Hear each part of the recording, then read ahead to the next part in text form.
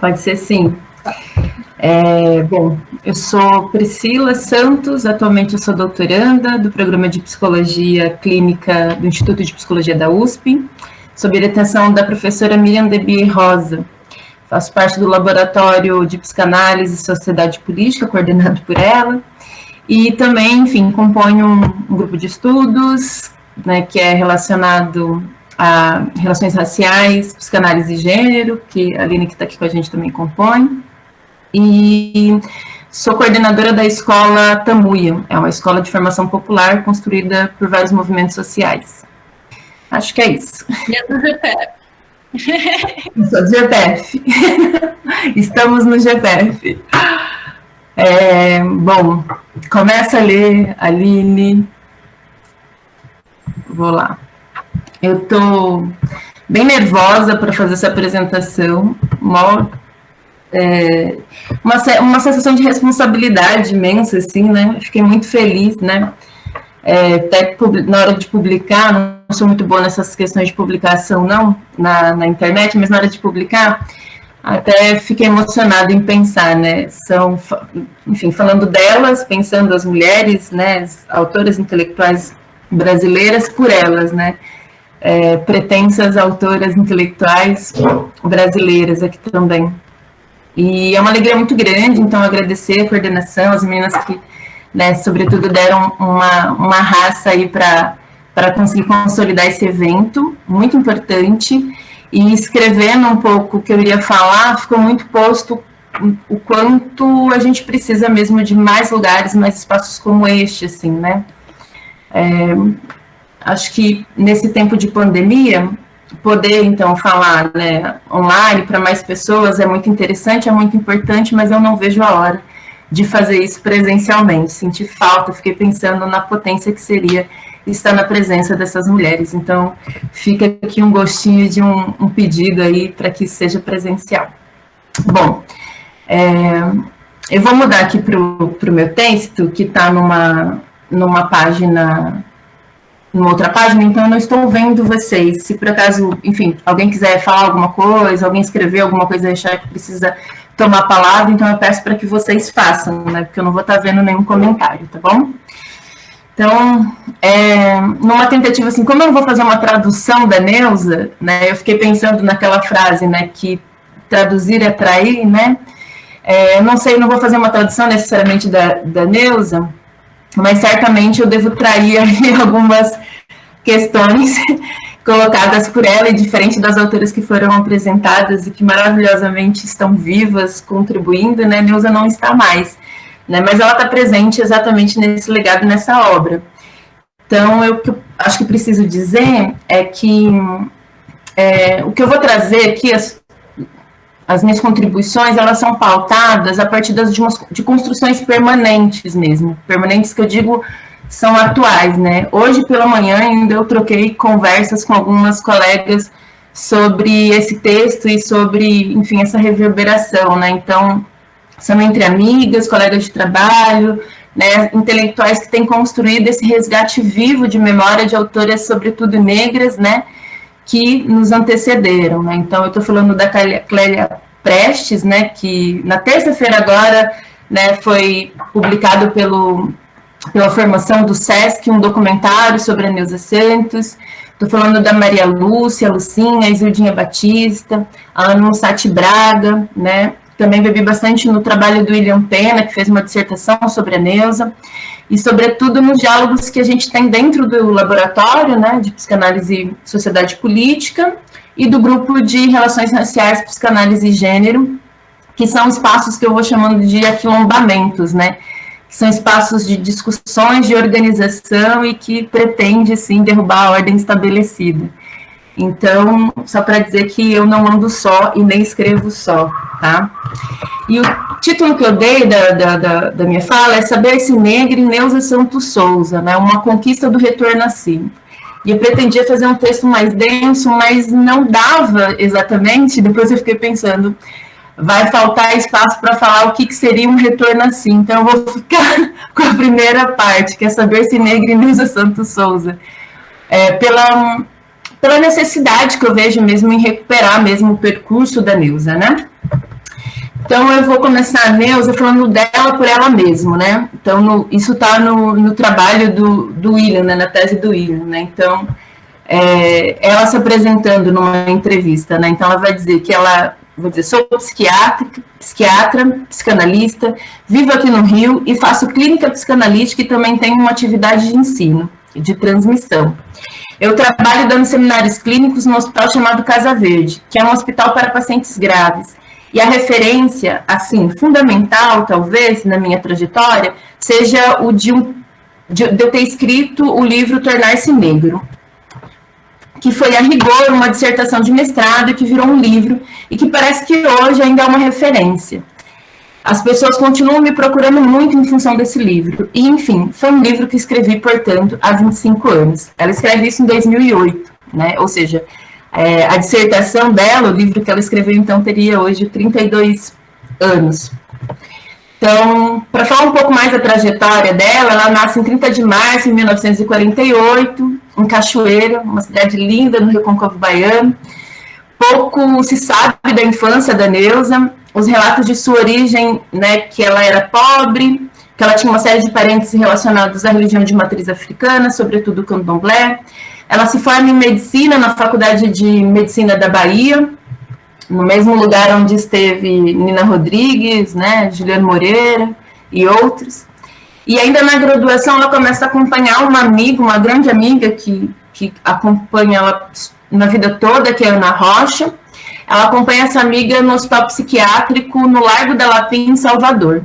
E nesse hospital ela já articulava, junto com a Ana Rocha, né, ainda na graduação, alguns grupos de manejo, já participava de atividades, né, como horta, algumas práticas que eram, que a gente chamaria hoje de antimanicomiais, né? Mas isso foi mesmo antes da reforma psiquiátrica. Ela se forma no início dos anos 70, né, em psiquiatria, e ela já se interessava por psicanálise, assim. Quando ela é questionada num programa Espelho, do Lázaro Ramos, né, sobre por que ela escolheu psiquiatria, ela fala que é difícil dizer da causa do desejo, né, mas é um motivo que a leva a conhecer também os trabalhos de Freud, né, e aí ela vai dizer, né, cito a Neuza, né, ela vai dizer que a gente é sempre movido a priori por suas razões, por suas questões, né, então dizendo da articulação que ela tem, né, das questões pessoais e que ela via na sociedade ao trabalho do Freud, e é isso que afiança, assim, a psicanálise e o desejo em fazer psiquiatria, né. Bom, então, fisgada pela psicanálise, ela vai participar de grupos de estudo e de formação no Núcleo de Estudos Psicanalíticos em Salvador. E lá ela conhece um pouco mais da obra psicanalítica e fica muito, muito intrigada, ela e essa colega, e as pessoas do centro de formação, do núcleo, falam que para elas saberem mais, elas deveriam ir, então, ao Rio de Janeiro. E ela parte, junto com essa colega, para o Rio de Janeiro, né? Ela vai morar num lugar chamado Pavilhão, que fica na UFRJ, né, para estudantes de pós-graduação. Em geral, os estudantes primeiro passavam pela especialização para entrar no mestrado, mas quando ela perde a prova, quando ela chega, ela já perde a prova da especialização e ela decide tentar o mestrado e ela entra, né? Um pouco diferente da maior parte dos alunos que passavam pela especialização para depois entrar para o mestrado. E ela entra para o mestrado em psiquiatria, orientada pelo José Otávio de Freitas Júnior, e co-orientada pelo Gregório Barenblith, né, que se torna um parceiro dela, em que ela faz uma série de grupos de estudo junto com ele. E percorrendo esses estudos na ABRAPSI, que é o Instituto Brasileiro de Psicanálise, grupos e instituições, ela começa a estudar psicanálise mais profundamente, mas seria uma psicanálise não tão ortodoxa, né, de acordo com quem vai fazendo a biografia dela, assim, quem conhece um pouco da ABRAPSI. Mas a estratégia é trazer exatamente para esse cenário carioca uma formação que seja articulada com sindicatos, com partidos políticos, com comunidades de base, né? Uma psicanálise chamada institucional, né? E tem uma série de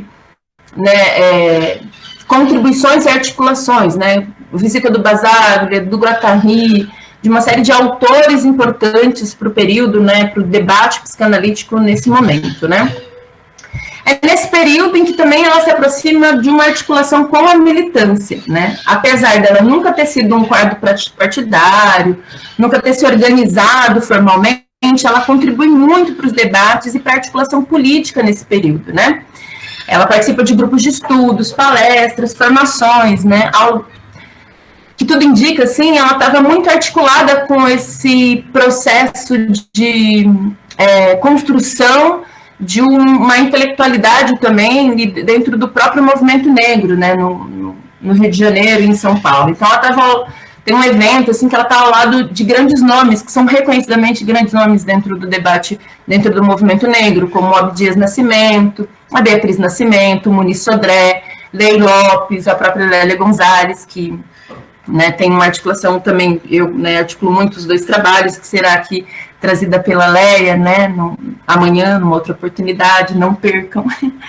Enfim, essa articulação, ela vai ficando evidente por alguns passos que ela deu. Então, além desses cursos, essa formação, ela também, quando ela publica o livro, né, então, quando chamava tese de mestrado na época, hoje é dissertação, né, mas quando a tese, então, se torna um livro, quando ela vai lançar esse livro, ela lança dentro do IPCN, que é o Instituto de Pesquisa das Culturas Negras, no Rio de Janeiro. E logo após, nessa publicação, essa articulação, ela começa a se vincular a um grupo, né, que era parceiro tanto de estudos quanto de trabalho. Ali estava presente o Jurandir Freire, né, que é muito conhecido, né, um psicanalista muito conhecido.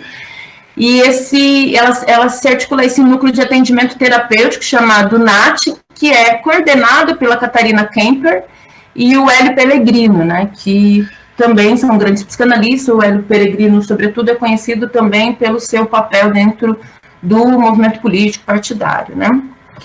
De lá, dessa articulação, ela segue, né, quando ela termina, então, esse período, ela segue para trabalhar dentro do Centro Psiquiátrico Pedro II, que hoje chama Nise da Silveira, inclusive, em homenagem a Nise da Silveira.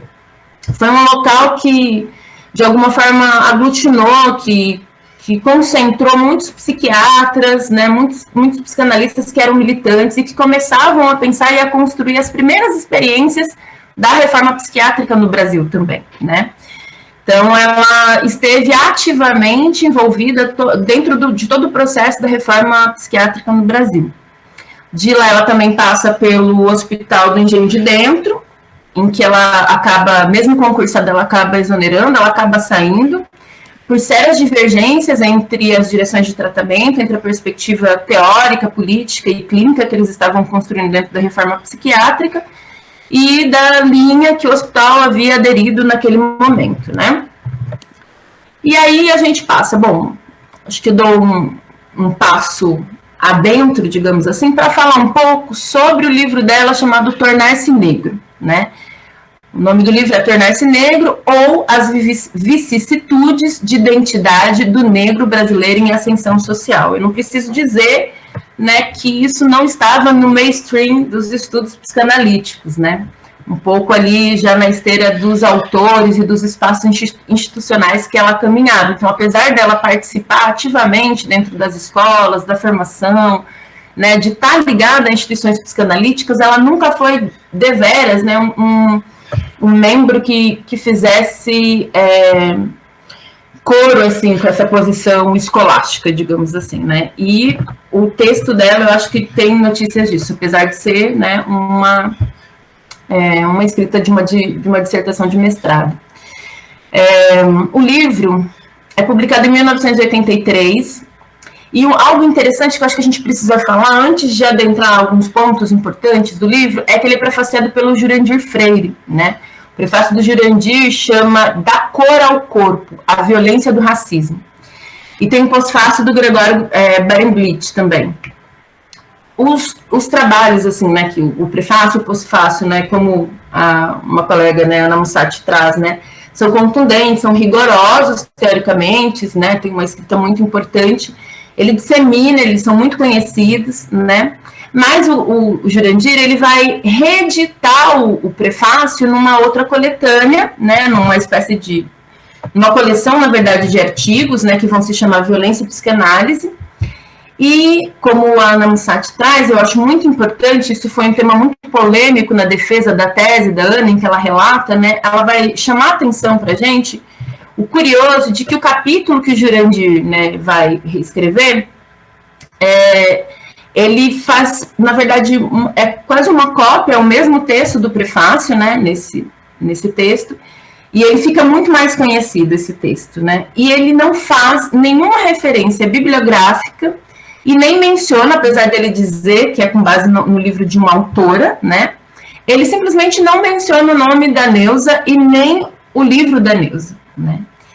Então, nem nota de rodapé, nem nada, né? O que a Ana vai, então, detectando e denunciando, que, na verdade, o que acontece é um deslocamento, né, para pensar esse artigo e pensar essa ausência, né, em como, de alguma forma, é paradigmático, como a Ana diz, que o texto do Jurandir provoca uma forma de apagamento e silenciamento, né, no livro, do percurso da própria Neuza, né, e do próprio nome da Neuza, né. Então, é algo emblemático, importante a ser detectado, né. Ela não conseguiu falar com o Jurandir para saber, então até hoje não tem, mas, enfim, está posto, né. E esse apagamento, esse silenciamento, ele acaba promovendo que faz com que uma série de outros autores e autoras tornem, então, o Jurandir Freire uma referência, né, como tem sido nomeada aqui, um cânone, né, no que diz respeito a pensar as questões sociais e a psicanálise, e forclui, ou seja, apaga, simplesmente, né, retira, né, a referência a Neuza Santos Souza, que é quem, então, dá base para toda a construção desse pensamento que o Jurandir Freire acaba construindo nesse prefácio posteriormente nesse texto, né. Nesse livro, especificamente, retomando ao livro e ao texto, a pesquisa dela, ela vai falar sobre negros e negras que estão em ascensão social, ali entre Rio e São Paulo, né, no início da década de 80, e essa pesquisa que tem como base psicanalítica, de alguma forma, observar o que é, de alguma forma, um direito, e aí pensando, né, sujeito de direito, sujeito de desejo também, é negado ao negro e, de alguma forma, de acordo com as próprias palavras, né, eu cito a Neuza, não lhe cabe simplesmente ser. Há que estar alerta, né, na dificuldade de ser, né, e aí tornar-se negra, a gente pode fazer uma série de referências ao próprio Fanon, que é um autor que vai trabalhar essa questão do tornar-se negro, né, no livro Pele Negra, Máscaras Brancas, né, que é pouco citado pela Neuza, mas a gente sabe que tem referência, a própria Simone de Beauvoir, que acaba sendo apagada, não só do livro, né, não é uma discussão profunda no livro da Neuza, mas, sobretudo, é apagada do livro do Fanon, né, do Pele Negra, Máscaras Brancas, que ele não faz exatamente uma referência, mas tem que ver com essa proposta, ou com um capítulo que tem lá no livro do Fanon, que é a experiência vivida do negro, que é referente, então, ao trabalho da Simone de Beauvoir também, né. Bom, por que eu estou retomando essas questões, enfim, falando sobre esses apagamentos, né? Porque a própria Neuza vai trazer nesse livro como de alguma forma, essa questão de ser defendido, de se impor e de se colocar como, em todo momento, né, ser negro na sociedade, né, ser negro dentro do Brasil é ser, como ela diz, né, nas palavras dela, não tão ser uma mulher negra é ser vilipendiada, ser...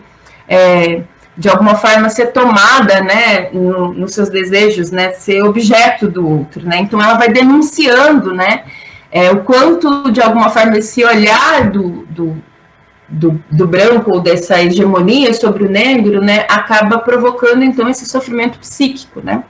É um estudo muito original, ela vai trazer exatamente com recortes, com casos clínicos, né, embora esse livro tenha se passado aí mais de 3 décadas, né, a gente continua vendo a permanência e a atualidade, né, das resenhas que ela traz, dos casos, da forma em que ela vai fazendo exatamente a articulação entre a teoria psicanalítica em pensar o ideal de eu e o eu ideal na perspectiva, na constituição subjetiva do negro, né, no Brasil, né, não só no Brasil, mas, enfim, dentro dessa perspectiva em que o negro, então, não pode vir a ser, né, ou ele está entre, né, como vai dizendo o Fanon, entre essa esse dentro e esse fora, né, entre esse não ser e esse ser seria o branco, então a necessidade de se ter que, para ser humano, reconhecido como humano, você precisa se aproximar, então, dessa branquitude, né?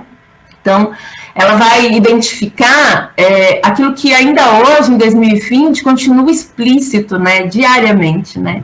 E aí eu cito um trecho, né, do trabalho dela, que é assim: a cor mais visada como suspeito é a cor negra. Há uma tese na polícia de que a maioria dos negros são assaltantes. Meus colegas, na maior parte das vezes, só identificavam os negros.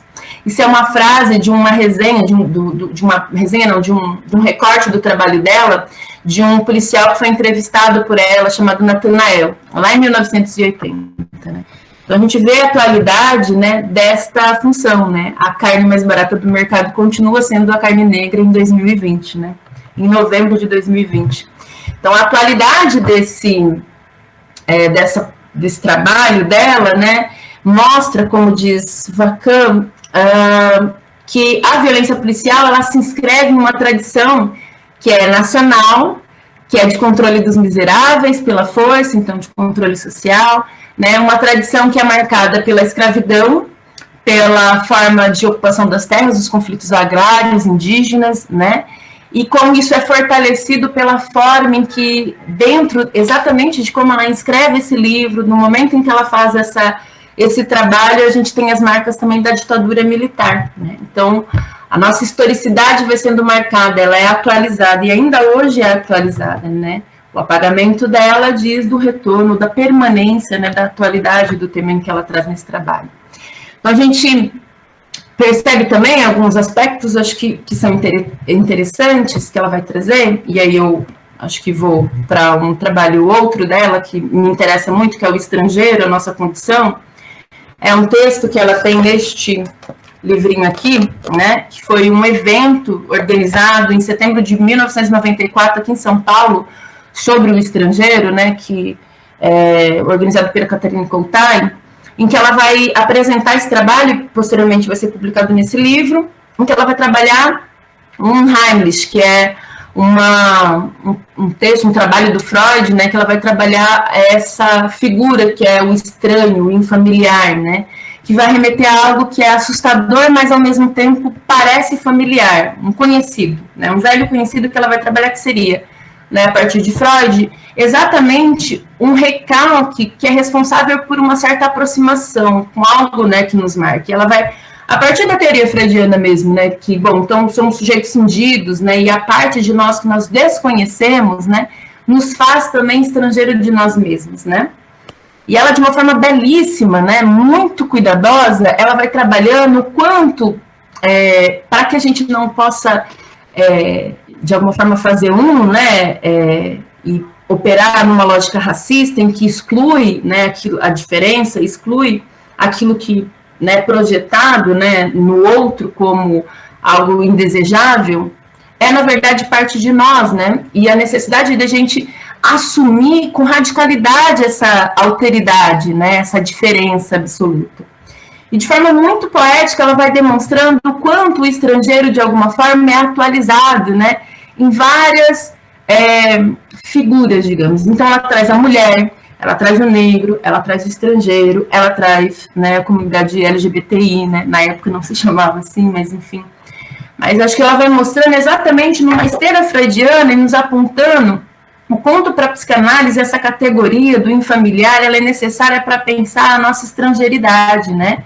Essa divisão, de alguma forma, né? Então, é de uma forma muito bela, de uma construção fina em que ela vai trabalhando essa categoria e articulando, né, de forma rigorosa esse núcleo duro, né, do real como uma marca, né?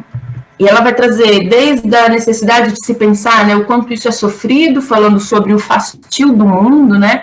Então, quanto esse sofrimento toma o sujeito, né, esse sofrimento por essa posição de ser sempre jogado às franjas, né, como isso constantemente, cotidianamente pode colocar o sujeito numa posição de fastio, e ela vai articulando também com uma teoria que posteriormente, né, depois do trabalho do Tornar-se Negro, apesar dessa menção aqui desse livro do estrangeiro, a Neuza começa a se afastar um pouco dessa articulação entre psicanálise e relações raciais, né?